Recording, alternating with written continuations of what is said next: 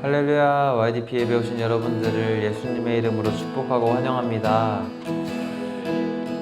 우리 양옆에 있는 사람이랑 반갑다고 인사하시겠습니다. 환영합니다. 안녕하세요. 우리 왕 대신 주님 앞에 일어나셔서 우리 기도로 우리 마음을 드리며 예배 앞서 기도로 예배 준비하시겠습니다. 기도하시겠습니다. 주님 하나님 아버지, 오늘 이 시간에 주관자 되시며 통치자 되신 성령 하나님, 우리 한 사람 한 사람 마음 어루만져 주시고 우리 상한 심령과 우리의 굳은 마음들, 완악한 마음들, 우리의 욕심, 탐욕, 우상들 예수의 보혈로 덮어주시고 우리의 귀가 열려 주의 말씀을 듣고 고백하며 주님과 더 가까워진 시간 되기 원합니다. 관념과 주의 상투적인 어떤 말씀의 흐름이 아니라 우리 정말 내면 깊숙한 곳으로부터 주의 뿌리가 드러나 정말 주님 앞에서 고침받고 치유받는 시간 되기 원합니다. 아버지, 주님 완전하시고 신음받기 합당하십니다. 우리 함께 해주십시오. 함께 해주십시오. 함께 해주십시오. 라사라바야 라사라바라라라라라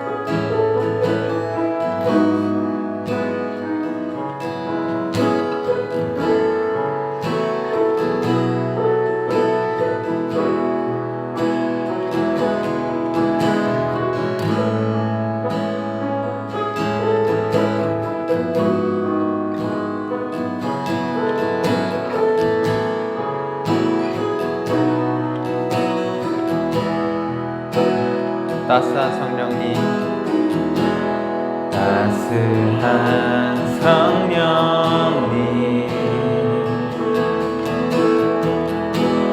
마음으로 보내 내 몸을 감싸며 주어지는 평안함, 만족함을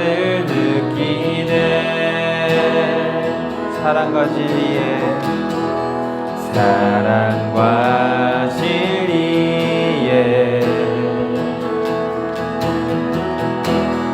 한 줄기 빛보내 내 몸을 감싸며 주어지는 평안함,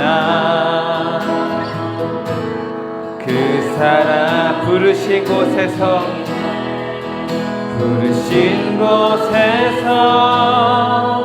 나는 예배하네.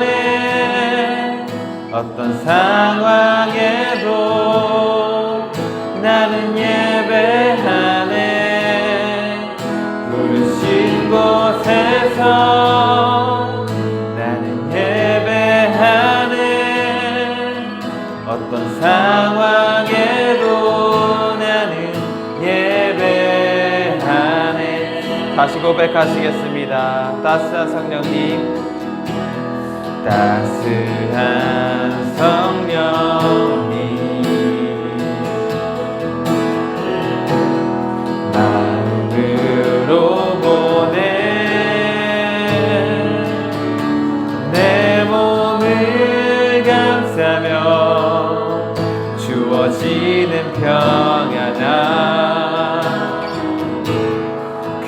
사랑을 느끼네. 사랑과 진리에, 사랑과 진리에. 아멘. 한 줄기 빛보네. 내 몸을 감싸며 주어지는 평안함. 그 사랑을 느끼네. 부르신 곳에서 나는 예배하네. 어떤 상황에도 나는 예배하네. 부르신 곳에서 나는 예배하네. 어떤 상황에도 나는 예배. 내가 걸어갈 때, 내가 걸어갈 때 길이 되고 살아갈 때 삶이 되는 그곳에서 예배하네. 내가 걸어갈 때 길이 되고 살아갈 때 삶이 되는 그곳에서 예배하네. 내가 걸어갈 때, 내가 걸어갈 때 길이 되고 살아갈 때 삶이 되는 그곳에서 예배하네. 내가 걸어갈 때 길이 되고 살아갈 때 삶이 되는 그곳에서, 부르신 곳에서, 부르신 곳에서 나는 예배하네. 어떤 상황에도 나는 예배하네. 부르신 곳에서 나는 예배하네. 어떤 상황에도 나는 예배. 부르신 곳에서, 부르신 곳에서 나는 예배하네. 어떤 상황에도 나는 예배하네. 아멘. 부르신 곳에서 나는 예배하네. 어떤 상황에도 나는 예배하. 부르신 곳에서, 부르신 곳에서 나는 예배하네. 어떤 상황에도 나는 예배하네. 부르신 곳에서 나는 예배하네. 어떤 상황에도 나는 예배하네. 부르신 곳에서, 부르신 곳에서 나는 예배하네. 어떤 상황에도 나는 예배하네. 부르신 곳에서 나는 예배하네. 어떤 상황에도 나는 예배하네.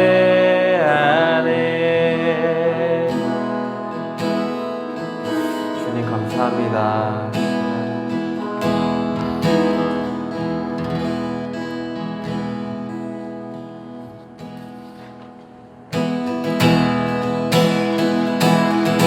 다 같이 박수 치시면서 찬양하시겠습니다.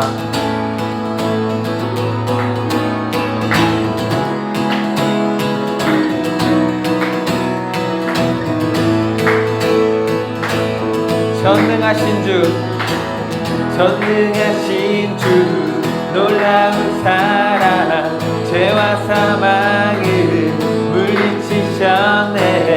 영광의 주님 만왕의 왕 예수. 아멘. 온 땅은 드는 주님의 위엄. 모든 만물이 주를 경배해. 영광의 주님 만왕의 왕 예수. 놀라우시는 해 완전하신 사랑 나의 죄 위하여 십자가 지신 주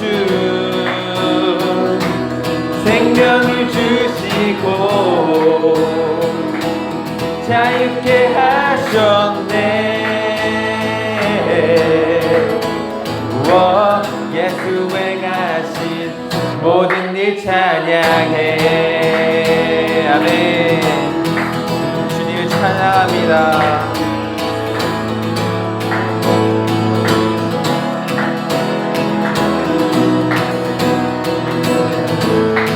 모든 문제를 다스리시는, 모든 문제를 다스리시는 고아된 우리를 자녀 삼으시니 영광의 주님 만왕의 왕 예수. 공의와 진리로 다스리시며 태양보다 더 밝게 빛나는 영광의 주님 만왕의 왕 예수. 놀라우시는 해 완전하신 사랑 나의 죄 위하여 십자가 지신 주. 아멘. 생명을 주시고 자유케 하셨네. 예수 행하신 모든 일 찬양해. 놀라우시는 해 완전하신 사랑 나의 죄 위하여 십자가 지신 주 생명을 주시고 자유케 하셨네. 예수 행하신 모든 일 찬양해. 아멘. 죽임당한 그 어린 양 승리하신 왕 그 이름 예수. 죽임당한 그 어린 양 승리하신 왕 그 이름 예수. 죽임당한 그 어린 양 승리하신 왕 그 이름 예수. 죽임당한 그 어린 양 승리하신 왕 그 이름 예수. 죽임당한 그 존귀 놀라우시는 해 완전하신 사랑. 아멘. 나의 죄 위하여 십자가 지신 주 생명을 주시고 자유케 하셨네. 예수 행하신 모든 일 찬양해. 계속 고백하십니다. 놀라우시는 해 완전하신 사랑 나의 죄 위하여 십자가 지신 주 생명을 주시고 아멘 주님 자유케 하셨네. 우와 예수 행하신 모든 일 찬양해. 아멘 아멘.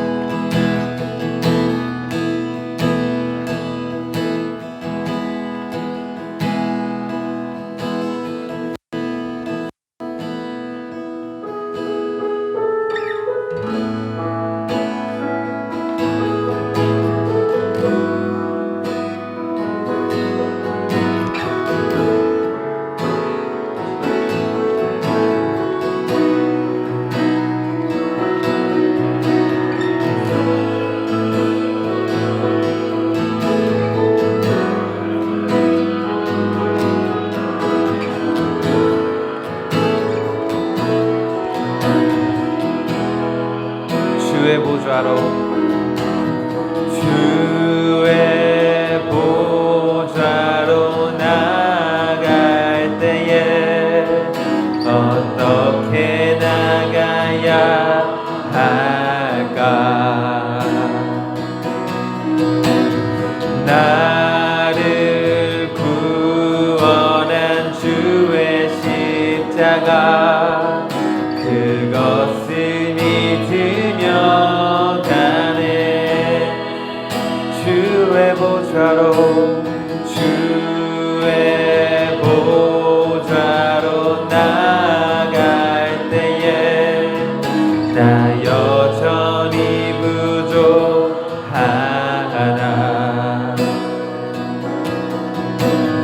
나를 품으신 주의 그 사랑 그것을 믿으며 가네. 자격 없는 내 힘이 아닌 주님 오직 예수님의 보혈로 자격 없는 내 힘이 아닌 오직 예수님의 보혈로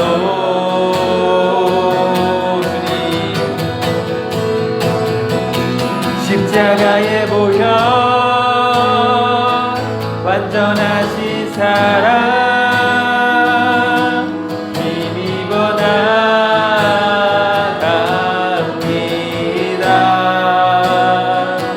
십자가의 보혈 완전하신 사랑 힘입어 예배합니다. 십자가의 보혈 완전하신 사랑 힘입어 나갑니다.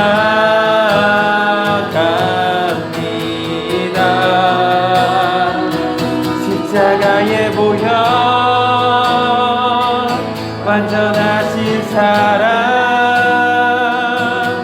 힘입어 예배합니다. 자격 없는 내 힘 아닌 자격 없는 내 힘이 아닌 오직 예수님의 보혈로 자격 없는 내 힘이 아닌 오직 예수님의 보혈로 자격 없는 내 힘이 아닌 아멘 주님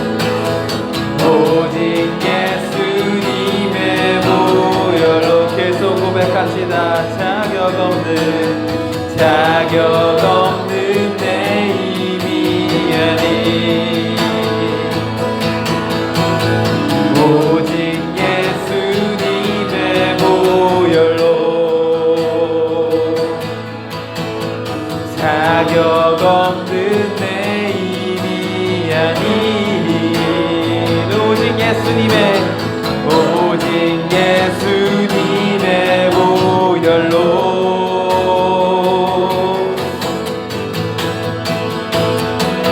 십자가의 보혈 완전하신 사랑 힘입어 나갑니다.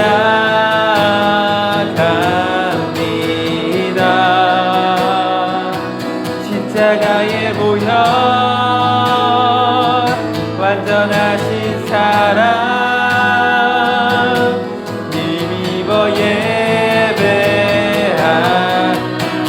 예배합니다.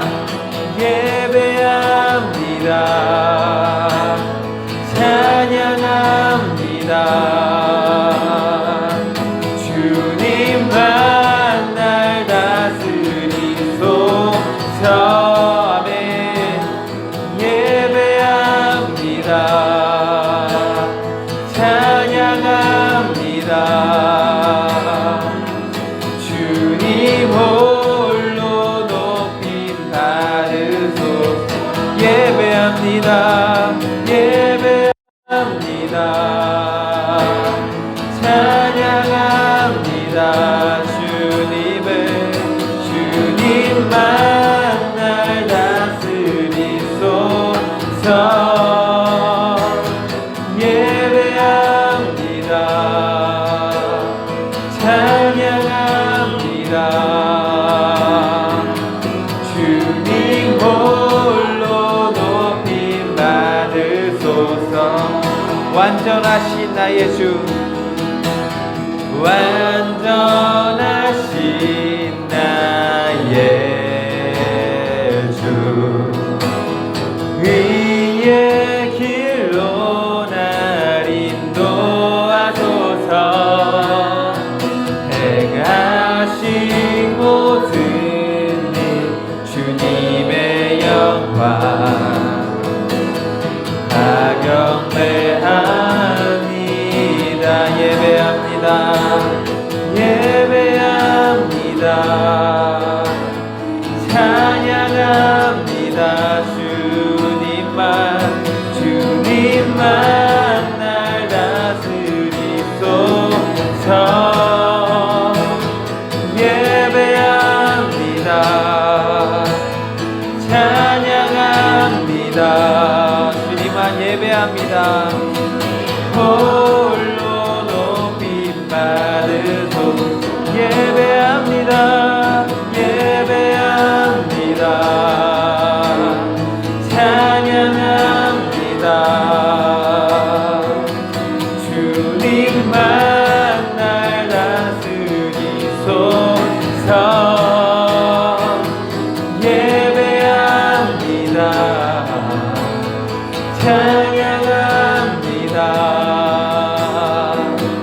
주님 홀로 높임 받으소서. 넘쳐나네 넘쳐나네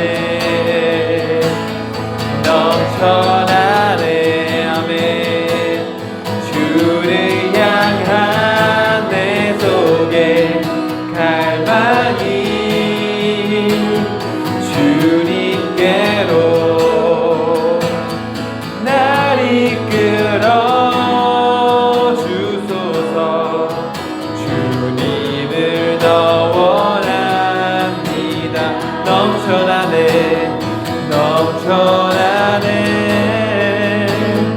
넘쳐나네. 주를 향한 내 속에 갈망이 주님께로 날 이끌어 주소서. 주님을 더 원합니다. 넘쳐나네 넘쳐나네 넘쳐나네. 주를 향한 내 속에 갈망이 주님께로 날 이끌어 주소서. 주님을 더 원합니다. 아멘. 주님을 원합니다.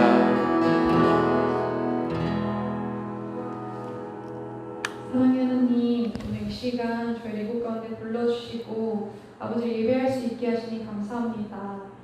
주님, 이 시간 겸손한 마음으로 주님 아버지의 마음을 더욱더 갈망하고 주님을 원합니다.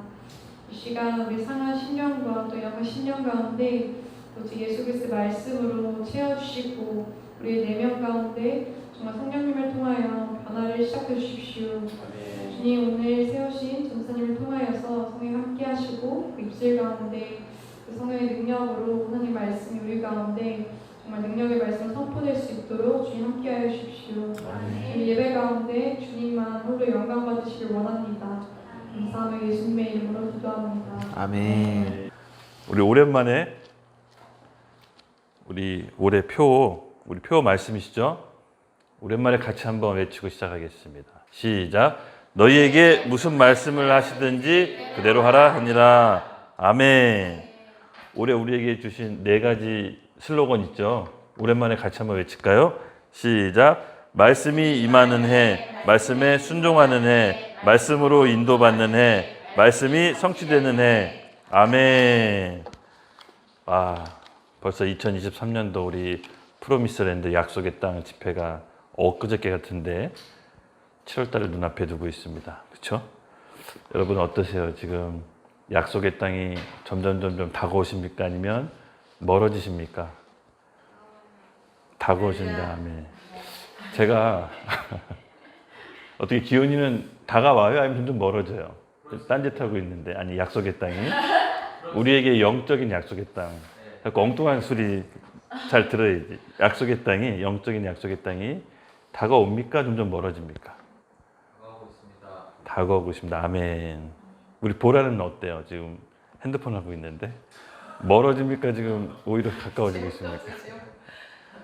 가까워지고 있습니다. 아멘. 제가 단언컨대 그래도 제3자 입장에서 여러분들 계속 지켜보잖아요. 멀어지고 있지는 않은 것 같아요. 사람마다 개인차가 조금 있으신 것 같지만 점점 가까워오고 있는 게 느껴집니다. 약속의 땅은 영적인 땅인 거 알고 계시죠? 오늘 장소가 아닙니다. 그래서 오해하지 마시고 이 약속의 땅에 우리 가기 위해서 지금까지 계속 1년 동안 우리 킹덤 오브 갓 작년부터 시작했던 것 같아요. 하나님 나라. 크게 하나님 나라를 제가 3가지로 한번 말씀드린 적이 있죠. 내 안에 임하는 하나님 나라, 장차 이 땅에 임할 하나님 나라, 또 우리가 죽어서 가게 될 하나님 나라. 계속해서 지금까지 킹덤 오브 갓 30편을 하면서 어느덧 30편을 했는데 계속 내 안에 임하는 하나님 나라를 계속 설명했었어요. 그래서 어느덧 이제 마무리가 될 것 같아요. 내 안에 임하는 천국이 이제 올해 상반기 거의 마무리가 될 것 같고 내일 하반기부터는 내년 올해죠. 새로운 이 땅에 임할 하나님 나라에 대해서 또 시작할 텐데 여러분 어떠십니까? 이 내 안에 임하는 하나님 나라 조금씩 감이 잡히시죠? 네, 조금씩 이제 감이 잡히실 겁니다. 어떻게 하면 내 안에 하나님 나라가 이루어야 될지. 하나님께서 모세를 통해 이스라엘 백성에게 율법을 주셨을 때 질문 하나 할게요. 그 율법을 이루실 걸 알고 주셨을까요? 못 이룰 걸 알고 주셨을까요? 네, 맞습니다. 근데 못 이룰 걸 알면서 왜 율법을 주셨을까요? 궁금하지 않으세요? 네, 맞습니다.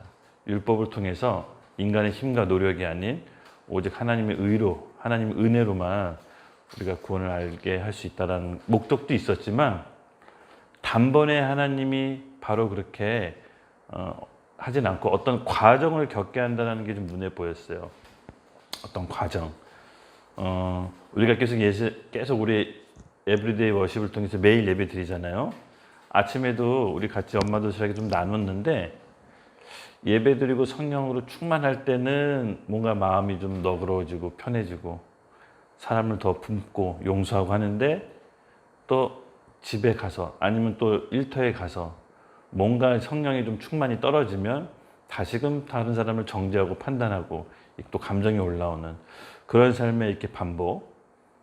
이런 삶이 계속 반복되는 걸 어떻게 종지부 끊을 수는 없을까? 계속 이렇게 살아야 되는 건가?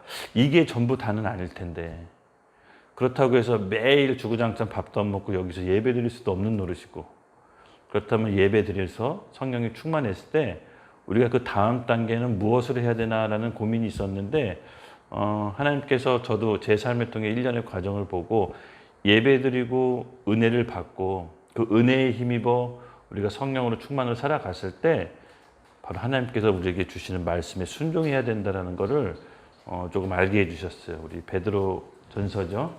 1장 22절 말씀 같이 한번 있으면 보충 구절인데 한번 같이 읽어볼까요? 시작. 너희가 진리를 순종함으로 너희 영혼을 깨끗하게 하여 거짓 없이 형제를 사랑하기에 이르렀으니 마음으로 뜨겁게 서로 사랑하라. 아멘. 맞습니다. 여기서 좀 중요한 포인트가 너희가 진리를 순종함으로 너희 영혼을 깨끗하게 하여. 이 영혼이라는 게 헬라어로 보면 푸시케라고 혼이라고 나와 있거든요. 우리 마음과도 같은 말입니다. 성령으로 충만함 받을 때는 영적으로 상태가 좋아서 그래도 좀 너그러운 마음이 됐다가 제 얘기를 하는 거예요. 성령으로 충만함이 좀 사라지면 마음이 잔장둥지만해져서 마음이 이렇게 날카로워졌다가, 이런 삶을 계속 반복하는데 이게 전부 다인가? 라고 고민했을 때 하나님께 주셨던 말씀이에요. 성령으로 충만한 가운데 말씀과 예배를 통해 우리 마음의 그릇에 기름이 채워진 다음에 하나님께서 우리에게 조명해 주시는 말씀이 있을 겁니다.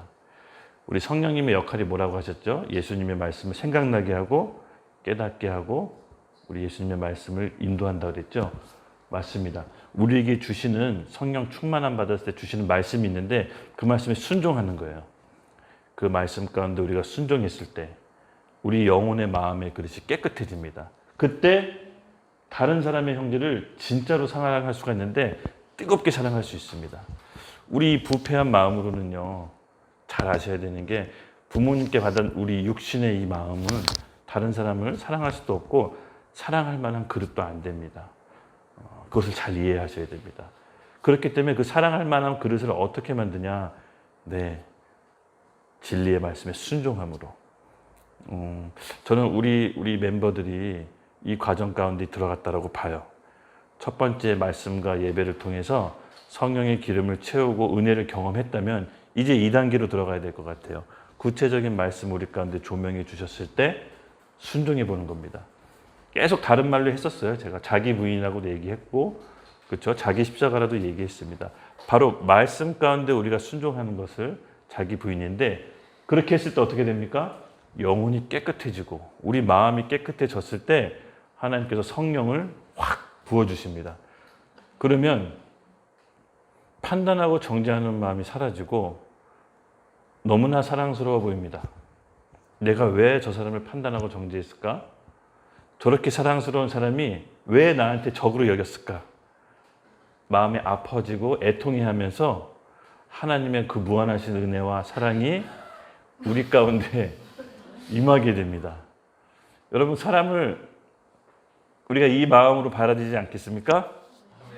하나님께 구합시다. 하나님께 사랑을 받아야 돼요. 다른 사람이 사랑을 줄 수 없어요. 다른 사람이 주는 사랑, 그 인간적인 사랑, 감정적인 사랑은 빌라델비아 사랑이라고 하죠. 오래가지 못해요. 아가페 사랑, 하나님께서 부어주시는 그 십자가의 사랑, 내가 받은 은혜, 내가 받은 용납, 내가 받은 죄사함, 이게 너무 커서 다른 사람이 어떠한 일을 하더라도 너무 사랑스러워 보이는 그 아가페 사랑, 너무 갈구되지 않으세요? 예수님의 이름으로 우리 모두 이 아가페 사랑이 받기를 예수님의 이름으로 축복합니다. 그러기 위해선 다른 방법이 없어요. 진짜 단순하지만 예배와 말씀 가운데 하나님께서 주시는 음성을 듣고 그 진리의 말씀에 순종함으로 우리 마음의 그릇을 깨끗하게 합시다. 그때 성령께서 다 보시고 이제 혜진이가 준비가 됐구나. 성령을 왕창 부어주시면 주체할 수가 없습니다. 주체할 수가 없이 다른 사람을 품게 되고 사랑할 수밖에 없는 상태로 단계로 올라가고 있다는 거 믿어지시나요? 부인하지 마십시오. 올라가고 있습니다. 옆에서 봤을 때 가고 있어요. 여기서 제가 봤을 때 우리 멤버들 후퇴하는 사람 아무도 없어요 지금. 예. 비록 본인은 인정하고 있겠지만 제가 봤을 때 후퇴하는 사람이 아무도 없습니다. 믿으시죠? 아멘. 그리고 하나님께서 우리를 통해 변화를 일으키실 때 제가 한번 얘기한 적이 있어요. 하나님께서 변화를 일으키실 때 두 가지를 하십니다. 첫 번째, 사람을 먼저 선택하세요. 하나님의 나라는 사람을 통해서 이루시는데 그 사람을 먼저 찾으시고, 두 번째, 하나님이 원하는 장소로 이동시킵니다. 왜 그런지 모르겠는데 유독 하나님께서 그렇게 일하세요. 성경을 잘 찾아보세요. 아브라함, 요셉도 그렇고 야곱도 그렇고 특히 이스라엘 백성 애굽에서 탈출시켜서 가나안 땅으로 갈 때 하나님께서 특정 민족, 특정 사람을 선택하십니다. 그리고 나서 하나님이 원하는 장소로 가세요. 그리고 어떻게 하십니까? 거기서 예배 받으세요.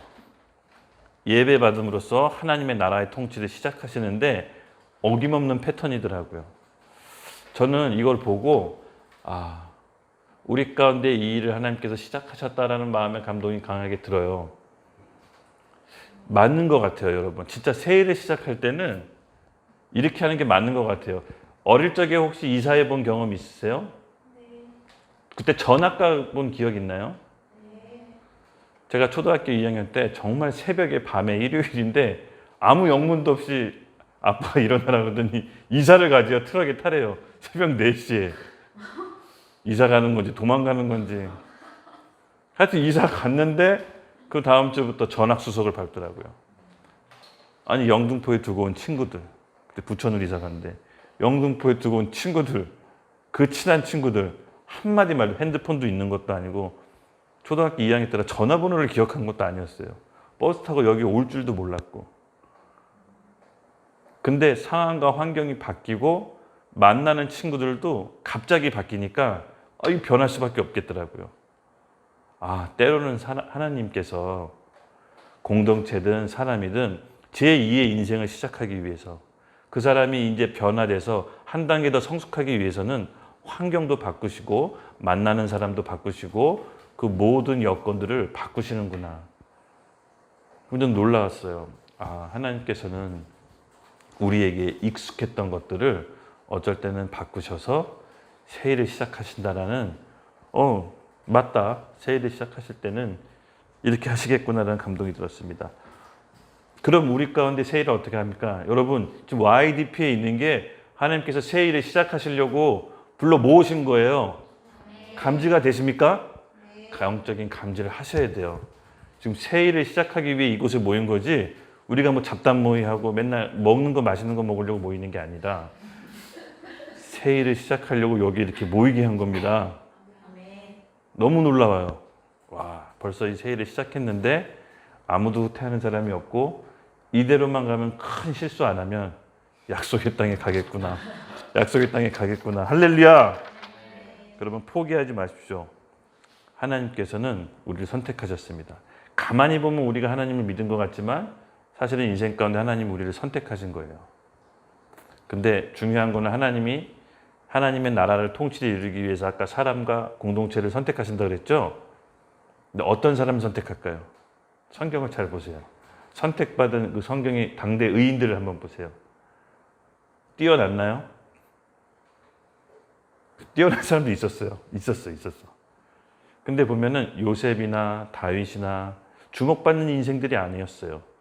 모세도 물론 이집트의 왕자였지만 중간에 광야에서 노인이 될 때까지 아주 강하게 다루심을 받아요.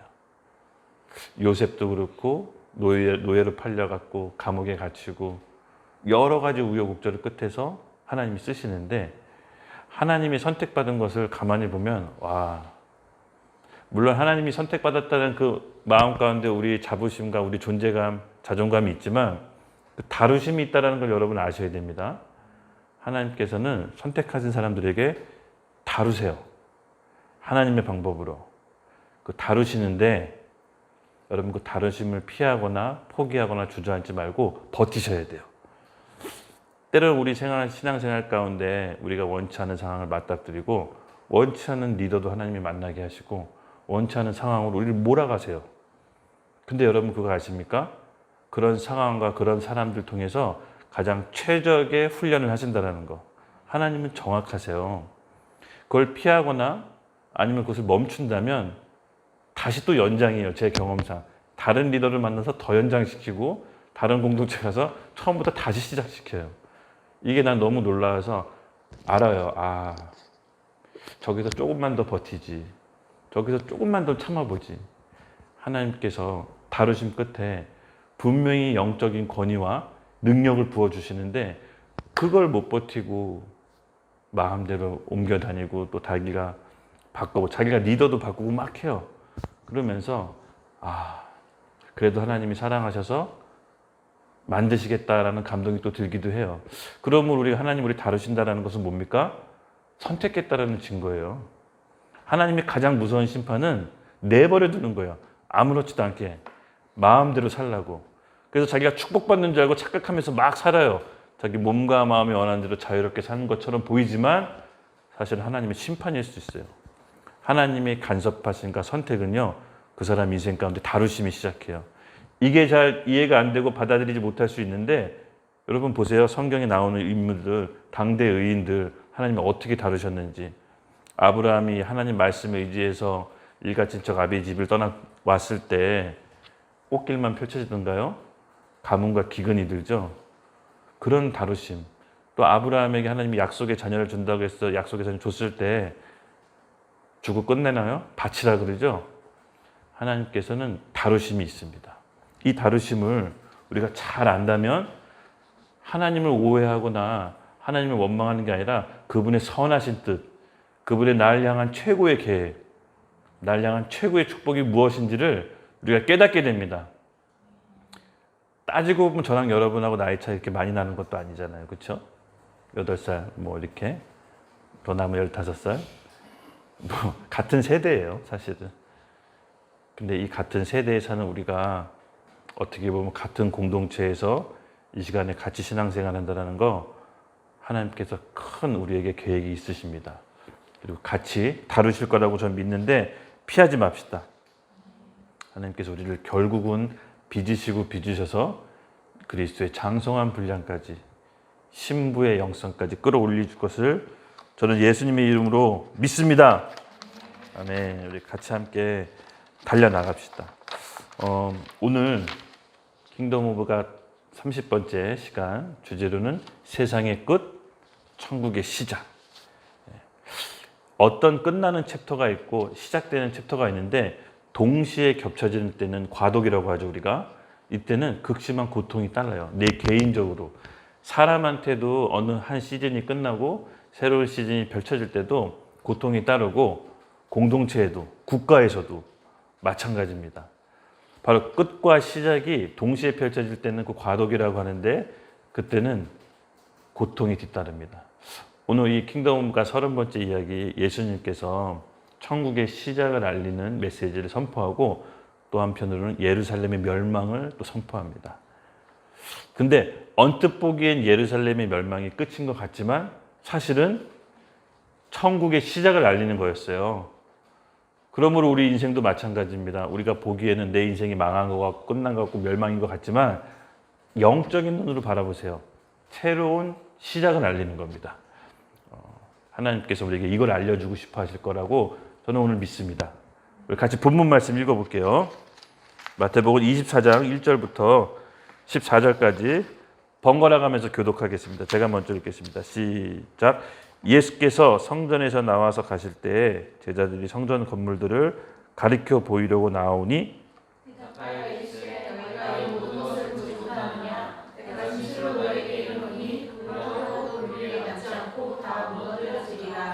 예수께서 감난산 위에 앉으셨을 때 제자들이 조용히 나와 이르되 우리에게 이르소서 어느 때 이런 일이 있겠사오며 또 주의 임하심과 세상 끝에는 무슨 징조가 있사오리까. 예수께서 대답하여 이르시되 너희가 많은 사람이 내 이름으로 와서 이르되 나는 그리스도라 하며 많은 사람을 미혹하리라. 난리와 난리 소문을 듣겠으나 너희는 삼가 두려워하지 말라. 이런 일이 있어야 하되 아직 끝은 아니니라. 민족이 민족을, 나라가 나라를 대적하여 일어나겠고 곳곳에 지진과 기근과 지진이 있으리니 이 모든 것은 재앙의 시작이라. 그때 사람들이 너희를 환란에 넘겨주겠으며 너희를 죽이리니 너희가 내 이름 때문에 모든 민족에게 미움을 받으리라.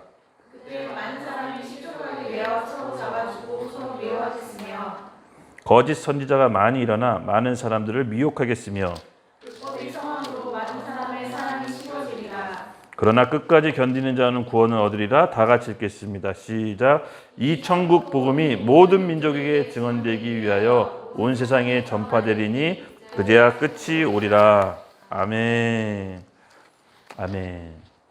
우리 작년인가요? 올해군요. 25장은 제가 우리 달란트 비유, 세 가지 열처녀 비유 하면서 쭉 설명해 드렸고, 그 25장의 비유는요, 사실은 교회에 대한 예수님의 메시지였어요. 오늘 이 24장에 제자들이 이렇게 물어보죠. 예수님께서 감난산 위에 앉으셨을 때 제자들이 조용히 와서 이르되 우리에게 이루소서 어느 때 이런 일이 있겠사며 또 주의 임하심과 세상 끝에는 무슨 징조가 있사오리까라고 이렇게 질문을 하잖아요. 조심스럽게. 그때 교회에 대한 그 얘기를 바로 25장 달란트 비유로 이 질문에 대한 대답으로 나오는 거예요. 어떻게 이 세상이 끝나고 이 세상에 천국이 임할 때 우리가 뭘 준비해야 되는지 교회의 준비에 대한 메시지가 25장이고 오늘 이 24장 할 거는 유대인들에게 얘기하는 거예요. 그러니까 좀 구별지어서 생각을 하셔야 돼. 이 24장에 대한 예수님의 대답이 오늘날 우리에게 하는 게 아니라는 거를 염두에 주셔야 됩니다. 해석을 유대인이 아니라 믿는 사람들에게 할 수가 있는데 유대인에게 한 대답을 여러분 보시피 8절까지 유대인에게 대답하고 9절부터 14절까지는 교회에 대한 대답을 합니다. 그 예수님의 제자들의 관심사가 뭐였습니까? 바로 종말, 끝. 당시 유대인은 메시아 사상이 있었어요, 여러분. 메시아 사상. 한번 제가 설명해 드린 적이 있는데 유대인에게 메시아가 너무 중요해요. 왜냐하면 이때 당시 로마의 지배를 받고 있었기 때문에 메시아가 오면 내 개인의 문제, 우리 가정 문제, 이 나라 문제 끝나고 해결시켜 준다는 그 사상이 있었어요. 그래서 지금도 유대인 여러분 메시아 기다려요. 단지 예수님이 메시아라는 걸 인정하지 않을 뿐이지 지금도 엄청나게 기다리고 기도합니다. 그래서 이 유대인에게 메시아 사상은 너무 특별해서 종말이 언제 오고 하늘나라, 하나님이 통치하는 나라가 언제 시작될 건지 연구하는 게 이때 당시 분위기였어요. 근데 예수님께서 심각한 얘기를 하시는 거예요, 지금. 뭐라고 나옵니까? 24장 1절에서 2절. 예수께서 성전에서 나와 가실 때 제자들이 성전 건물들을 가리켜 보이려고 나오니 대답하여 이르시되 너희가 이 모든 것을 보지 못하느냐? 내가 진실로 너희에게 이르노니 이 돌 하나도 돌 위에 남지 않고 다 무너뜨리리라. 아멘. 예수님께서 재림하실 때 예루살렘의 멸망과 성전의 무너짐을 얘기하고 있습니다. 제자들한테는 큰일 날 얘기죠, 지금. 그렇다면 주님의 재림이 언제 일어나고 그 하나님 나라가 주님과 함께 도래할 때 예루살렘의 증거, 그러니까 재난, 증조가 무슨 일이 일어나는지를 예수님께 조용히 와서 이르렀다고 3절에 나옵니다. 그만큼 지금 심각한 얘기를 예수님께서 하고 계시는 겁니다.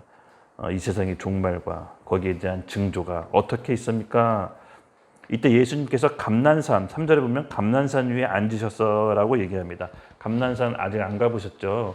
저랑 나중에 한번 꼭 가보죠. 저 감난산 우리 서영자매랑 같이 갔다 왔는데 감난산에 올라가면요 성전이 쫙 보여요. 정말 기가 막히게 그 석영 해 떨어질 때 그 성전의 모습은 너무 눈부시게 아름답습니다.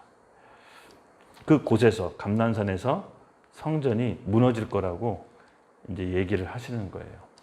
그랬더니 제자들이 이렇게 질문을 하죠.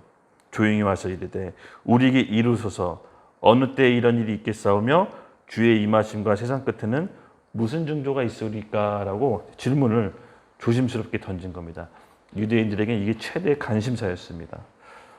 스가랴서 14장 4절에 이런 얘기 있습니다. 그날에 그의 발이 예루살렘 앞 동쪽 감난산에 서실 것이요 라고 스가랴서 선지자가 예루살렘의 종말을 얘기할 때 그날에 그의 발이 예루살렘 동쪽 감난산에 서 있을 것이요 라고 얘기하는데 바로 예수님께서 예루살렘의 종말을 얘기할 때 감난산에서 서서 얘기하시는 겁니다. 예언의 성취, 스가랴 선지자의 예언의 성취가 이 말씀을 통해서 이루어지는데 바로 이때 예루살렘 성전이 예루살렘이 죽고 돌아가시고 파괴되는 일이 정말로 벌어집니다.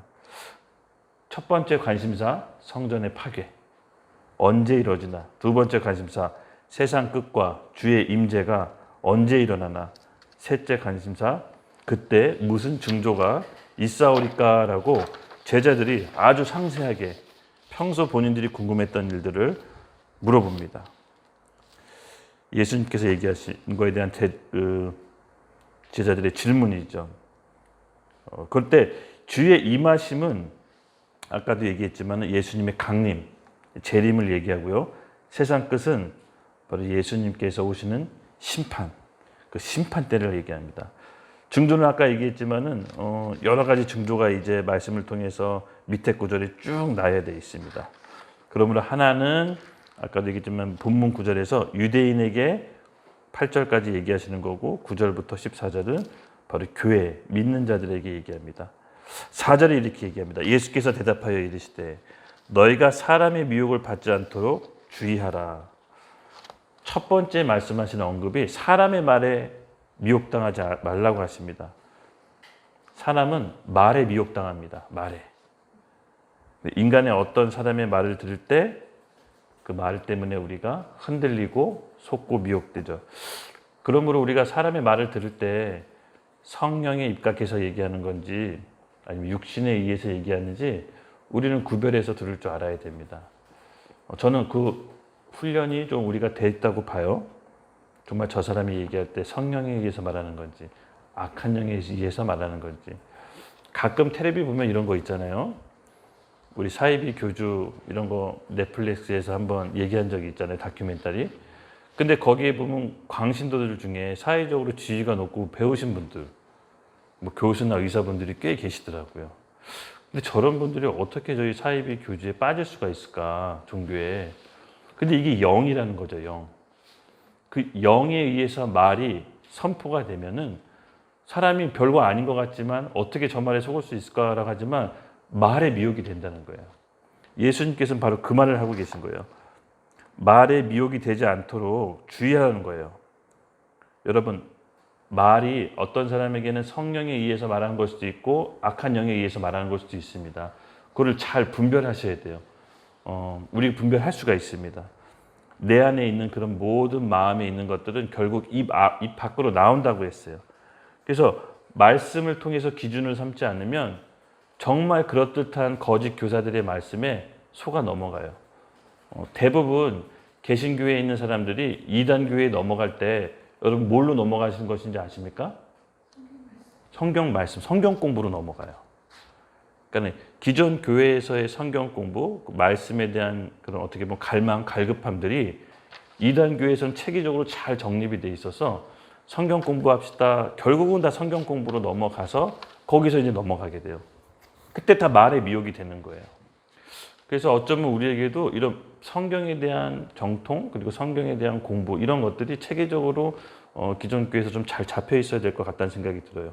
결국은 우리 일반 성도들이 성경 말씀에 대한 갈급함이 있거든요. 성경에 대한 갈급함. 이런 것들이 미혹이 돼서 틈이 돼서 이단들은 이게 너무나도 체계적으로 잘 잡혀 있더라고요. 그래서 한번 이단 전도사님인가 목사님하고 한번 토론회를 한 적이 있어요. 만나서 토론회를 했는데 1시간 반 동안 했나요? 그분이 답답해서 가더라고요.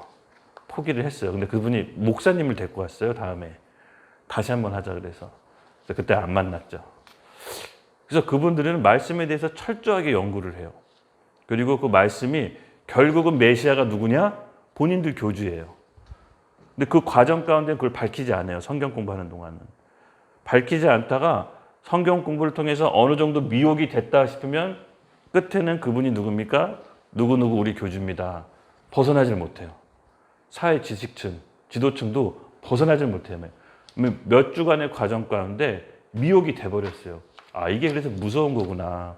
이게 영이구나, 말이. 말을 통해서 그렇게 미혹되고 세뇌되면 나중에는 진실을 밝혀줘도 받아들이질 않아요. 아, 그래서 말이 너무 무섭다라는 거를 알 수가 있습니다. 그래서 예수님께서 말씀하시는 거예요. 사람의 미혹을 받지 않도록 주의하라. 많은 사람들이 내 이름으로 와서 이르되 나를 그리스도라 하여 많은 사람을 미혹하리라. 이때 당시 이 예루살렘에요, 많은 거짓 그리스도인들이 창궐했다고 합니다. 어떤 학자들은 29건이 보고됐대요. 그러니까 예수님 말고도 내가 그리스도라고 하는 사람들이 그렇게 많이 있었던 거예요. 그래서 이게 지금 유대인에게 한 얘기라는 걸 잘 들으셔야 돼요. 예루살렘에. 그럼 그 많은 유대인들 속에서도 메시아를 기다리는데 예수님도 그 중에 한 메시아라고 보는 유대인들이 많았어요. 근데 이 제자들에게서는 이 예수님이 하신 말씀이 진리라는 걸 알고 많은 사람이 내가 그리스도라고 해서 창궐할 거라고 얘기하십니다. 미리 알려주신 거죠. 그래서 6절에 이렇게 얘기합니다. 난리와 난리, 소문을 듣겠으나 너희는 삼가 두려워하지 말라. 이런 일이 있어야 돼. 아직 끝은 아니니라. 난리와 난리, 소문들을 듣겠으나. 당시 예루살렘 지방에 이런 반란, 난리와 난리는 내전을 얘기하는 거예요. 전쟁이 아니라 민족 간의, 같은 국가 간의 다툼과 분쟁을 얘기하는데 계속해서 그 이스라엘 안에 반군들이 있을 거 아니에요. 독립운동하는 사람들, 로마에 항거하는 사람들, 그런 난리와 난리들을 얘기하는 겁니다. 그래서 그런 소문들이 있었는데 두려워하지 말라고 합니다. 왜냐하면은 이런 것이 시작돼야 돼. 아직 끝은 아니다라고 합니다. 그러니까 이것이 난리와 난리의 소문이 있고 시작되었을 때 끝이 아니라 계속해서 이어진다는 얘기입니다. 그리고 민족이 민족을, 나라가 나라를 대적하여 일어나겠고 곳곳에 지진과 기근이 있으리라. 저도 몰랐는데 이때 당시 예루살렘 그쪽 중동 지방에는요, 지진이 빈번했대요. 그리고 한번 건기가 시작되면 기근도 너무 심했대요. 그래서 이때 당시에는 이게 일반적인 그때 유대 사회의 일이었기 때문에 민족이 민족을 식량을 구하러 침략하거나 이런 것들이 다반사였다고 합니다. 그리고 나라가 나라를 대적한다는 건지. 그래서 이런 상황과 분위기 속에서 어떻게 보면은 당연한 일인데 당연한 일을 왜 예수님이 거론했냐? 동시다발적으로 일어났다는 거예요. 동시다발적으로. 기근, 지진, 민족이 민족, 나라가 나라를 대적하는 일들이 현저히 잦아지고 그 빈도가 증가되면서 동시다발적으로 일어났다는 겁니다. 그래서 이런 일들에 대해서 많이 빈도수가 증가하면 너희들은 그 끝이 재난의 징조라는 것을 알라는 겁니다. 그래서 이 모든 것들이 사실은 뭡니까? 재난의 시작. 재난의 시작이에요. 나 개인도 예수님을 믿었을 때 내 안에 마음에 굉장히 마음의 전쟁을 많이 치렀었거든요. 여러분도 혹시 그런 경험 있지 않으세요? 예수님 처음 믿었을 때 혹시 기억나십니까? 모태신앙이라 잘 모를 수도 있겠네요. 저는 예수님을 영접했을 때 영접하려고 작은 형이랑 약속을 잡았어요. 그래서 언제 몇 시까지 만나자. 근데 그 만나러 간데도 몇 번이고 약속을 빠꾸시켜서 며칠이나 걸렸어요. 근데 우리 형이 그때 계속 기도하고 있었더라고요. 근데 제가 가려고 하면 마음이 요동쳐서 딴 데 가고, 가려고 하면 누구랑 같이 또 놀고, 계속해서 가려고 하면 날 어떤 어둠의 세력에 의해서 내 마음 가운데 전쟁을 일어나는데 지금 보니까 영적 전쟁이었던 것 같아요. 어떤 새로운 일이 시작될 때는 그 마음 가운데 있던 것들이 분명히 전쟁이 벌어집니다. 옛날 영화 같은 데 보면 그 주둔지 소개라고 하잖아요. 주둔지 소개. 점령군이 적군이 온다는 걸 알았을 때 그냥 갑니까? 아니면 다 불태우고 없애고 갑니까? 영화 같은 데 보면 다 불태우고 있는 집 없는 집 백성들 다 죽이고 다 싹 다 정리하고 가잖아요. 그걸 주둔지 소개라고 하는데 똑같은 것 같아요. 새로운 일이 시작됐을 때, 새로운 일이 앞으로 나한테 있을 때 내 안에 있는 주둔지 소개가, 내 안에 있는 그 악령 있잖아요. 사단이 내 마음속에 꽈리 틀고 살았던 그 세월을 가만히 날 놔두지 않는다는 걸 알았어요. 지금 생각해 보니까 마음이 극도로 요동치고 굉장히 거부가 일어나고 막 형하고 싸우고 이랬던 게 뭐냐면은 사단이 내 끝을 알고 있었기 때문에, 본인의 끝을 알고 있었기 때문에 그런 격동하는 일이 있었던 것 같아요. 마찬가지입니다. 우리 개인도 그렇고 한 공동체도 그렇고 국가도 그렇고 새로운 일이 시작할 때는 이 격동하는 일이 일어납니다. 그것이 바로 재난의 시작이라고 합니다. 어떻게 보면은 이런 일은 반드시 일어나야 된다고 봅니다. 새 일을 시작할 때는 하나님께서 그냥 시작하는 게 아니라 기존에 있었던 것들을 완전히 무너뜨리고, 이 예루살렘의 성전은 유대인에게 뭡니까 여러분? 하나님의 임재를 상징해요. 성전이 무너진다는 건 상상할 수도 없는 거예요. 유대인들이 하나님한테 버림받았다는 거예요. 그 얘기를 지금 하는 거예요. 그렇게까지 하셔라도 하나님이 예루살렘을 통해서 새 일을 시작하겠다라고 하는 거거든요. 그러니까 이거는 어떻게 보면 유대인들에겐 청천벽력 같은 소식이지만 천국, 하나님 나라가 실제로 이스라엘에 임하겠다라고 하는 새 일의 시작을 알리는 겁니다. 예루살렘에 있어서 하나님 나라의 통치의 시작은 그토록 바라던 일이에요. 근데 기존 거를 그대로 놔두고 하나님의 통치가 시작할 수는 없습니다. 기존에 있는 질서, 기존에 있는 것들이 무너지고 하나님이 새 일을 시작하십니다. 그러기 위해서 이 재난의 징조가 반드시 우리에게 필요합니다. 9절입니다. 그때 사람들이 너희를 환난에 넘겨주겠으며 너희를 죽이리니 너희가 내 이름 때문에 모든 민족에게 미움을 받으리라. 여기서부터 이제 믿는 사람들에게 하신 말씀인데, 그때 재난, 외부적인 환경의 재난과 함께 더불어 그게 끝이 아니라 그게 재난의 시작이래요. 그러면서 하신 말씀이 사람들을 너희에게 환난에 넘겨주며, 지금 예수님 믿는 사람들, 예수님을 따르는 제자들에게 하신 말씀입니다. 너희를 죽이리니 너희가 내 이름 때문에 모든 민족에게 미움을 받으리라. 우리는 이런 세상 속에 살아본 적이 없잖아요. 그렇죠? 여러분 예수님 때문에 죽임당하고 미움받은 적 있습니까? 내가 예수님 믿는다고 해서? 없습니다. 그런데 불과 50년 전까지만 해도, 아니 70년 전 한국 전쟁 때까지만 해도 우리 북쪽에서는 공산당, 김일성 공산당이 북한을 점령할 때 북한 교회에 수많은 사람들이 순교했어요. 예수를 믿는다는 이유로. 공산당을 따르지 않고 예수를 믿는다는 이유로 70년 전까지만 해도 수많은 순교자가 나왔어요. 그 전에는 어땠습니까? 일제시대 일본 천황에 숭배하지 않으면 또 순교의 시대였어요. 그 전에 구한말 조선시대는 어땠습니까? 세국 정책으로 인해서 서양 귀신, 양귀신이라고 그랬죠. 예수 믿는 사람들을. 양귀신을 믿는 사람들은 다 또 순교의 시대였어요. 따지고 보면 우리가 이렇게 예수님을 편안히 믿고 예배드리는 기간이 생각보다 너무 짧아요. 특별한 때에 살고 있다고 보시면 돼요. 근데 예수님께서 이 재난의 징조에 어느 새 일을 시작할 때 예수 믿고 주님을 따랐을 때 사람들이 우리를 미워하고 우리를 죽일 수도 있다라고 합니다. 10년, 20년 후에는 분위기가 계속 이럴까? 이런 생각을 한번 해봤어요. 30년 후에도 우리가 자유롭게 예수 믿는 시대가 있을까? 보장이 안 될 것 같아요. 정말 10년, 20년 후에도 영적인 분위기는 확확 바뀔 것 같아요.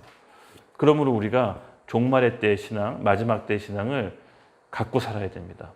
9절부터는 예수님께서 믿는 크리스천들에게 하신 말씀이거든요. 앞에 8절까지는 외부 환경적인 재난이라 믿는 사람, 믿지 않는 사람 모두 다 직면하게 되는 얘기지만 9절부터는 예수 믿는 사람들에게 하는 얘기예요. 그리고 10절에 이렇게 얘기합니다. 그때 많은 사람들이 실족하게 되고 서로 잡아주고 서로 미워하겠으며, 많은 사람들이 실족하게 된답니다. 그리고 서로 잡아주고 서로 미워하겠으며, 교회 안에서도, 믿는 크리스찬 안에서도 오늘날 현대교회 이런 일들이 굉장히 많이 일어납니다. 그 대형교회 여러분들 싸우는 거 보고 법적 분쟁 가끔 뉴스나 텔레비전 나오잖아요. 교회 안에서 어떻게 저런 일이 일어날 수 있지? 교회 안에서 어떻게 저렇게 법적인 분쟁을 일으키고 서로 미워할 수가 있지? 마지막 때는요, 믿지 않은 사람의 공격도 미워함도 있지만 믿는 사람들끼리 서로 분과 화를 참지 못하고 계속해서 서로를 잡아주고 미워하게 됩니다. 그것은 마지막 때로 가면 갈수록 더 심각해지는데 이렇게 얘기합니다. 12절에 불법이 성행함으로 많은 사람이 사랑이 식어지느니라. 많은 사람의 사랑이 식어집니다. 여러분 좀 느껴지세요? 그래도 전에는 저 어렸을 때는 제가 초등학교 때는 제가 밥을 못 먹고 그러면 제 친구 집에 가면은 친구 엄마가 먹여주고 이렇게 했었어요. 그것도 뭐 어려운 일은 아니었는데 요새는요 누구 친구가 와서 밥을 먹여주면 큰일 납니다. 하다못해 하나가 친구를 데리고 와서 집에서 라면이라도 끓여줬다 그러면 큰일 나요. 애한테 그런 거 먹였다고. 그러니까 지금은요 분위기가 완전히 달라요. 사랑이 점점 식어져요. 그리고 옆에서 누가 어떤 일을 당해도 전혀 신경 쓰지 않아요. 내 알릴, 내 앞길. 점점 이렇게 사랑이 식어지는 게 저는 느껴집니다. 근데 이런 세상일수록 그 사랑을 어디서 빛을 발해야 됩니까? 저는 유일한 소망이 교회라고 봐요. 세상 사람들이 교회 성도들 간의 사랑을 통해서 그 사랑을 느끼고 배우고 보지 않으면 진짜 사랑을 얻기가 힘든 세대라고 봐요. 그러므로 예수님께서 우리에게 원하시는 게 서로 사랑하라는 그 마지막 계명 있죠. 저는 우리 교회 가운데 이것이 우리들부터 서로 실현이 됐으면 좋겠어요. 서로 사랑하라는 이 마지막 계명이 우리 가운데 실현됐을 때 저는 이 사랑이 식어진다라는 말씀이 우리 교회를 통해서 꺾여지고 다시 교회가 회복되리라고 믿습니다. 그리고 11절에 제가 11절을 보니까 건너뛰었는데 거짓 선지자가 많이 일어나 많은 사람을 미혹하겠으며 아까 전에도 계속 연장선상에 있지만 맞습니다. 뭐 지금 한국에서도 본인이 예수라 재림 예수라 메시아라고 하는 사람들이 꽤 있죠. 우리 그때 빌리그레암 전도대에 갔다 와서 어떤 분이 자기가 메시아라고 플랜트 카드를 걸어서 전도지를 그 교회 성도들이 나눠주고 있더라고요. 그만큼 많은 사람들이 미혹하고 있고 우리가 거기에 대해서 분별하고 경각심을 갖고 있어야 됩니다. 그때 그렇게 분별하고 경각심을 가질 수 있는 게 공동체의 역할이 굉장히 중요합니다. 그리고 그 말씀, 성경을 우리가 계속 통독을 하고 있잖아요. 저는 이게 되게 매우 중요하다고 봐요. 매일 예배와 하나님의 좋은 성령의 초대교회 성령의 은사를 우리가 기대하고 믿지만 동시에 말씀으로 기반한 통독이 함께 병행되지 않으면 잘못된 길로 또 빠질 수가 있거든요. 그래서 우리가 말씀으로 기반해서 이런 믿음 가운데 아름다운 균형 잡힌 교회가 되기를 정말로 바랍니다. 그리고 또 이 많은 사람들이 또 우리에게 앞으로 교회에 대해서는 더 핍박을 가해 줄 수가 있어요. 좀 코로나를 겪으면서 코로나 때 평소 교회에 갖고 있던 사람들이 인식이 여실히 좀 드러났다고 보거든요. 한번 우리 홍두에 코로나 때 인터뷰 그때 코로나 때 인터뷰를 간 건가? 끝나고 간 건가? 끝나고? 거의 끝날 때 그래도 한 10명 인터뷰했는데 8명이 교회에 대해서 굉장히 부정적이더라고요. 실제로 그게 그 영상이 있는데 뭐라고 했냐면은 왜 모두 다 그 코로나에 대해 조심하고 방역을 철저히 하는데 교회만 그렇게 예배를 고집합니까? 이상합니다. 비이성적입니다. 뭐 이렇게 계속해서 얘기를 하시더라고요. 근데 저는 언론의 영향도 컸다라고 봐요. 지나고 나니까 예배를 통해서 코로나가 전파된 적이 없는데 마치 언론은 예배를 통해서 코로나가 교회의 발상지인 것처럼 한 것도 큰 역할이 있다라고 좀 보거든요. 물론 교회가 뭔가 반성하고 또 그동안 세상을 섬기지 못했던 부분도 있을 거라고 봐요. 모든 것들은 어떤 사건에 대해서 반작용으로 나오니까. 근데 유독 교회에 대해 코로나에 대한 평가가 더욱 냉정하더라고요. 그래서 좀 속이 좀 상했어요. 왜냐하면 교회가 사회적으로 하고 있는 그런 사회 환원 그리고 엄청난 봉사들이 많이 있거든요. 근데 그런 거에 대해서는 좀 약간 언론들이 유독 보도를 잘 안 해요. 노출을 안 시켜요. 그러니까 점점 갈수록 교회에 대한 인식과 사회에 대한 부정적인 영향이 점점 퍼지고 있어서 인터뷰하면서 조금 무서웠어요, 제가. 와, 이 정도로 평가가 박한가? 칭찬하는 사람이 한 명 있었나요? 칭찬도 아니었어요. 그냥 긍정적인, 자기가 크리스찬이라고 밝히더라고. 그러니까는 그 외에는 크리스찬 아닌 사람들은 다 너무 부정적이어가지고 인터뷰를 계속 하는 게 의미가 없겠다 싶을 정도로 교회에 대한 사람들이 바라보는 인식을 여실히 제가 이제 알게 됐거든요. 그러면서 앞으로 이것들이 점점 심화되겠다라는 걸 알았어요. 네, 그리고 12절 아까도 얘기했지만 불법이 성함으로, 지금 우리 불법이 성한 게 어떻습니까? 이 불법이 성한다라는 말은 법을 어기는 걸 수도 있지만 우리 양심이 무뎌져요. 사랑이 식으면 성령님에 대한 인식 그리고 우리 양심이 점점 무뎌집니다. 우리나라가 사기죄 그리고 무고죄 이런 거 거의 탑인 거 아시죠? 거짓말 범죄. 그러니까 우리 안에 있는 마음속에 있는 그런 양심이 무뎌진 거, 하나님이 없이 살아도 된다는 그런 무뎌진 양심을 통해서 점점 불법이 성화무고 또 도덕적인 타락이 가중되고 있습니다. 옛날에 제가 한번 여기 말고 다른 데서 발표한 적이 있는데 우리나라 부동산 투기 범죄 그리고 이 거짓말 범죄, 사기죄와 무고죄 이런 것들을 한번 도표로 정리해서 발표한 적이 있어요. 근데 제가 봤을 때는 하나님을 인식하고 두려워하는 나라보다 하나님을 무시하고 경시하면서 이 양심이 무뎌져서 발생하는 범죄가 너무나 극명하게 차이가 나더라고요.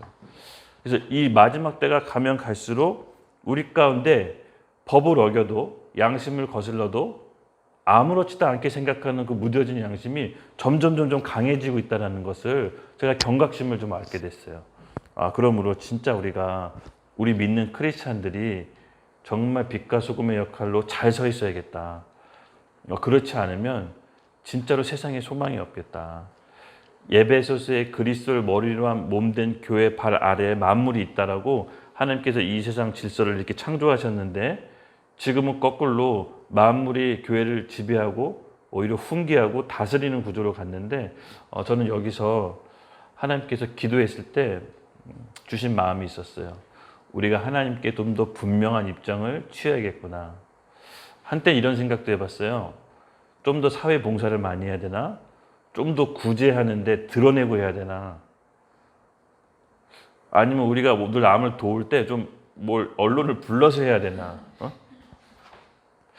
근데 생각해 보니까 그게 아니에요. 하나님께서 그리스도를 머리로 한 몸된 교회 발 아래 만물을 창조하셨는데 교회가 교회에 대한 역할을 했을 때 이 구조와 질서가 잘 짜여졌는데 교회가 교회에 대한 역할을 하지 못했을 때는 어김없이 세상으로부터 짓밟힌다는 걸 알았어요. 그럼 교회가 교회에 대한 역할이 뭘까? 교회는 뭘까? 교회는 어떻게 해야 되나? 하나님께서 주신 것은 딱 이 말씀이었어요. 사람들 앞에서 나를 부인하면 나도 하나님 아버지 앞에서 너희를 부인할 것이고 사람들 앞에서 나를 시인하면 하나님 아버지 앞에서 내가 너희를 시인한다. 하나님이 선이라고 한 것은 교회가 선이라고 얘기할 줄 알아야 돼요. 하나님이 악이라고 한 것은 교회가 악이라고 얘기해야 돼요. 우리 머리가 누굽니까? 예수님. 교회는 몸이에요. 예수님이 선이라고 한 것을 선이라고 얘기하는 거예요. 여러분, 간통이 죄입니다. 동성애도 죄입니다. 낙태는 죄입니다. 하나님이 죄라고 한 것은 죄라고 교회는 얘기해야 돼요. 여기서 불분명하거나 아니란 입장을 취하면 하나님도 예수님도 하나님 앞에서 우리를 부인할 겁니다. 그러므로 우리가 하나님 앞에서 교회로서 하나님 앞에서 예수님의 말씀을 온전히 취할 때, 진리 앞에 바로 설 때 교회가 세상으로부터 권위와 하나님 또 권위를 전 다시 회복할 거라고 믿어요. 이것이 저는 교회의 회복이라고 믿어요. 그래서 이 마지막 때에 오히려 우리는 교회의 본질을 더 생각하고 그리스도의 몸된 교회로서 막 봉사활동을 열심히 하거나 구제를 하는 거나 이것도 교회의 역할이고 필요하지만 오히려 하나님께서 원하시는 것들을 해야 된다고 믿어요. 그러기 위해선 하나님의 통치를 받아야 되고 예배와 기도가 우리 삶 가운데 채워질 때 하나님께서 원하는 뜻을 우리 삶 가운데 풀어낼 수 있을 거라고 좀 믿습니다. 13절입니다. 그러나 끝까지 견디는 자는 구원을 얻으리라. 이런 극심한 핍박과 재난의 때가 오는데 배도하지 말고 배신하지 말고 우리가 끝까지 견딥시다. 혼자 못 견딥니다. 공동체 안에서 그리스도의 몸된 교회 안에서 함께 견뎌나가는 겁니다. 14절입니다. 이 천국 복음이 모든 민족에게 증언되기 위하여 온 세상에 전파되리니 그제야 끝이 오리라. 아멘. 천국 복음이 온 세상에 모든 민족에게 증거되어 온 세상에 전파되리니, 학자들 간에 이 부분에 대해서는 말이 너무 서로 다르더라고요. 어떤 학자는 모든 민족에게 증거가 이미 다 됐다. 그리고 세계 복음화는 끝났다라고 얘기하는 분도 있고, 어떤 학자는 몇 군데 남았다라고 얘기하는 학자도 있고, 이 말씀은 성취되지 못한다는 학자도 있어요. 왜냐하면 새로 태어나는 인구와 지금 복음화에서 전도되는 인구가, 새로 태어나는 인구가 너무 많아가지고 복음화에서 전도되는 인구가 결국은 따라잡지 못한다라고 얘기해요. 그래서 이 말씀 구절은 이루어질 수 없다라고 얘기하는 사람들도 있고, 상징적인 의미다. 근데 제가 봤을 때는요, 제 개인적인 감동이에요. 천국 복음을 듣기 위해 우리가 노출되어 있을 때가 저는 모든 민족이 복음이 증거됐다고 봐요. 내가 예수님을 받아들이지 않고 믿지 않아도 교회가 있고 복음을 들을 수 있는 기회가 접해졌다면 저는 그 지역은 복음화가 됐다고 봐요. 미국이든 캐나다든 필리핀이든 다른 아프리카 어디든 내가 복음에 노출되어 있고 들을 수 있는 지역이 있다면 저는 그것이 복음화 됐다고 보거든요. 왜냐하면 자기가 선택할 수 있다면 복음화가 됐다고 저 개인적으로는 봐요. 단지 거부해서 믿지 않을 권리는 있겠죠. 한 사람 한 사람 다 예수님을 믿거나 모든 나라의 교회가 세워지거나 이래서 복음화되다고 보지는 않는데, 어쨌든 제 개인적인 견해는 복음을 듣고 접하고 내가 선택할 수 있는 환경이 되면 복음화가 됐다고 봐요. 놀랍게도 여러분, 북한에도 성경책이 들어가고 탈북한 주민에 의해서 지하교회가 있다라는 증언들이 나오는 거 아시죠? 그 북한 세계 기독교 핍박 1위 국가에서도 지하 교인들이 있고 예수님을 믿는다고 합니다. 그러면 북한을 미전도 종족이라고 부를까요? 좀 복음화됐다라고 봐요. 북한에서도. 근데 어떤 그 교수님이 이 얘기 하시더라고요. 우리나라가 미전도 종족이 있대요. MZ세대. 복음화율이 2%래요. 2%. 그러면 미전도 종족이래요. 그래서 우리 다음 세대 20, 30대를 어떻게 주님의 생명으로 하나님 나라의 백성으로 우리가 같이 갈 건지를 그다음 우리의 몫인 것 같아요. 우리가 연구해야 될 것 같아요. 그들에게 어떻게 우리가 생명을 주고 하나님 나라의 참된 백성을 이끄실지 오늘 우리가 같이 함께 고민해보는 시간이 될 것 같습니다. 세상의 끝과 천국의 시간은 다음 주도 2번에 걸쳐서 한 번 더 할 텐데, 여러분, 우리 개인적인 우리 삶의 변화도 있지만 이 국가적인 변화, 또 전 우주적인 지구적인 변화가 점점 시작되고 마지막 때로 접어들면 접어들수록 하나님의 말씀은 더욱더 드러나고 성취될 것입니다. 그러므로 말씀 가운데, 공동체 가운데 우리 바로 서서 서로 함께 하나님 앞에서 온전히 세움받아 나갑시다. 중요한 것은 내 마음에 천국이 임해야 되는 것입니다. 우리가 먼저 마음 가운데 천국이 임할 때 이 땅에 도래할 천국도 들어갈 수 있듯이 우리 마음의 준비를 합시다. 이 교회 시대 때 그 준비를 하셔야 돼요. 핍박이나 이 환난 가운데는 준비하기가 너무 어려워요. 그러므로 우리 같이 천국을 준비하는 신앙으로 우리 같이 준비하기를 예수님의 이름으로 축복합니다. 네. 하나님 감사합니다. 또 이 저녁 우리 함께 하나님의 말씀을 통해서 천국 시민으로서 우리가 더욱더 자라나기를 원합니다. 하나님, 오늘 주신 말씀 우리 마음 가운데 심겨져서 정말 이 재난의 때, 이 마지막 때 천국 시민권자로서 한 사람도 빠짐없이 온전히 바로 서서 이 땅에 도래할 천국에 모두 다 들어갈 수 있도록 우리를 준비시켜 주시옵소서. 그리스도의 몸된 교회로서 서로 붙잡아주고 의지하며 하나님 나라의 사랑을 이 땅 가운데 이루고 서로 사랑하라는 예수님의 말씀처럼 서로를 사랑하는 공동체가 되게 해 주시옵소서. 감사하며 예수님의 이름으로 기도드렸습니다. 아멘. 네, 고생하셨습니다. 광고가 있죠? 헌금 시간이고요. 네, 이번 주 금요일 날 주나님교회 초빙으로 부흥 예배가 있는데 7시 30분인데 저는 좀 먼저 일찍 가서 목사님하고 교제하고 있을게요. 그래서 같이 가서 예배 끝나고 거기 주나님교회 청년들하고 교제하기로 했거든요. 그래서 함께 교제하면 좋을 것 같아요. 이날 주제는 내 안에 임한 하나님 나라, 하나님 나라의 메시지를 처음 들을 것 같아서 전반적인 그 얘기를 좀 하려고요. 근데 어저께 이 주나님교회 기도하는데 와, 하나님이 이 주나님교회 가서 위로하라는 감동을 주시더라고요. 위로해 주래요, 성도들을. 그 마음이 확 부어지더라고요. 어떤 사연이 있는지 내일 한번 가봅시다. 네. 다음 주시고 우리들 학교 6월 섬김 안내해 드립니다. 6월 32일 11시부터 2시 반까지인데요. 좀 이 친구들을 잘 섬겼으면 좋겠는데 인력이 좀 부족합니다. 우리 이기훈 형제가 열심히 준비하고 있지만은 그래도 같이 혹시 시간 되시는 분들 동행해서 이 탈북 어린이가 이제 청년들 중국 혼혈이에요, 혼혈. 아버지가 중국 사람들인데 한국에 넘어와서 이제 정착을 해야 되는데 한국말이 잘 되지 않아서 애로사항이 있는데 그럼에도 불구하고 하나님이 지혜를 주셔서 이들을 잘 섬길 수 있도록 우리 힘을 모읍시다.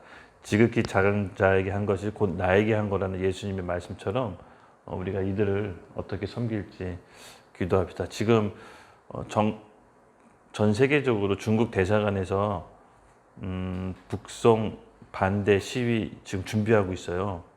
그러니까 세계에 있는 중국 대사관과 공사관에서 지금 중국에 억류 중인 탈북자가 대략 600명에서 2,000명인데 국경이 개방돼서 모두 다 북송시키려고 한답니다. 북송되면 일단 끝나는 거예요. 그러니까 뭐 엄청난 인권 유린, 반인륜적인 행태가 유엔에 막 보고되고 있는데 여자들이 너무 심각하게 고문을 받더라고요. 그래서 그거를 막는 그 시위를 지금 준비하고 있는데 탈북한 여성들이 낳은 아이들이 한국에 와서 이렇게 있는 거거든요. 그래서 우리가 어떻게 보면 지금 이 시대에 이 땅에 지극히 작은 자들이 아닐까 싶어요. 우리가 잘 섬깁시다. 혹시 시간 되시는 분들 같이 가줬으면 좋겠어요. 네. 다음 6.25 상시 구국 기도회 박영규 씨도 오시네요. 네. 안양 실내체육관에서 6.25 구국 기도회가 벌어집니다. 올해 여러분 한국 전쟁이 발발한 지 70주년인 거 아시죠?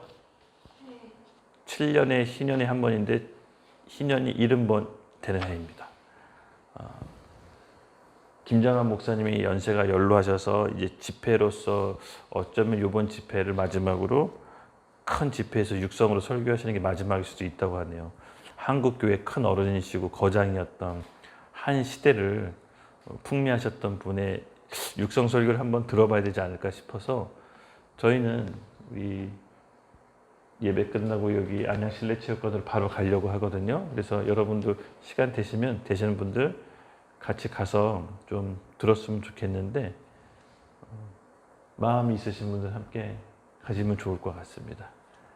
구국 기도회 6.25 전쟁이 왜 중요한지는 더 이상 얘기 안 해도 알 겁니다. 우리 부모 세대, 저희 아버지 북한에서 넘어오셨어요. 근데 저희 아버지 북한에서 넘어오셨을 때 할아버지의 형 공개 처형 당해서 아직도 아버지가 너무 생생한데 할아버지의 형이면 아버지의 작은 아버지잖아요. 우리 큰아버지잖아요. 우리 아버지의 아버지 할아버지가 동생인데 공개 처형 당할 때 사람들 앞에서 비난하라고 했대요.